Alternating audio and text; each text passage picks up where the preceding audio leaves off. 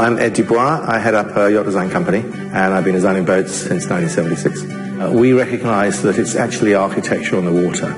It's not just yacht design.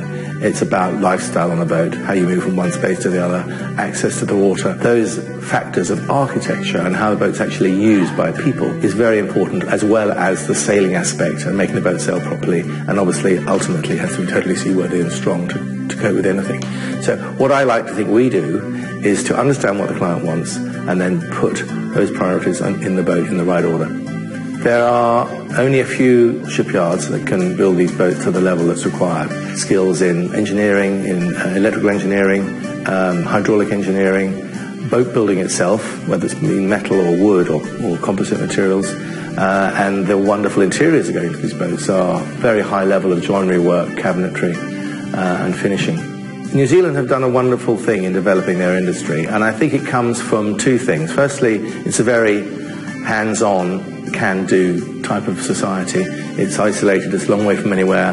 The farmer has to be his own vet, his own mechanical engineer, his own electrical engineer. They've shown that they are as good as the best in the world in their hull building, in their engineering, electrical and mechanical, in their hydraulic engineering, and also their timber work, their fine detailing in craftsmanship of cabinetry and so forth. The New Zealand yachting industry is particularly innovative, and I think it's because of an original thinking that is in the mind of New Zealand boat builders and New Zealand marine engineers.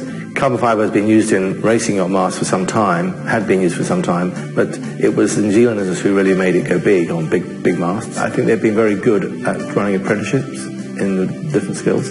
They're on a big apprenticeship program throughout the country, and they're investing effectively in the future. Quality is everything, and they will take the trip if they know they're going to get a better boat.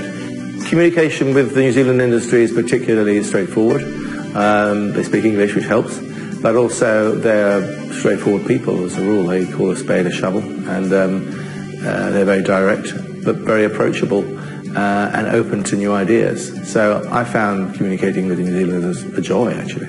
New Zealand's a wonderfully beautiful country, so a lot of people will think, well, yeah, it's a long way away, but when I get there I can have a great time. There is also another advantage, which is that the boats are built effectively in the Pacific, and the Pacific is an extraordinary place to sail. The only two things one needs to consider are the quality and the value to cost ratio, and New Zealand have done a wonderful job on both those counts. Also communicating, enjoying the process. When you have a boat built, it's not a business for the owner; it's for his fun. So it's got to be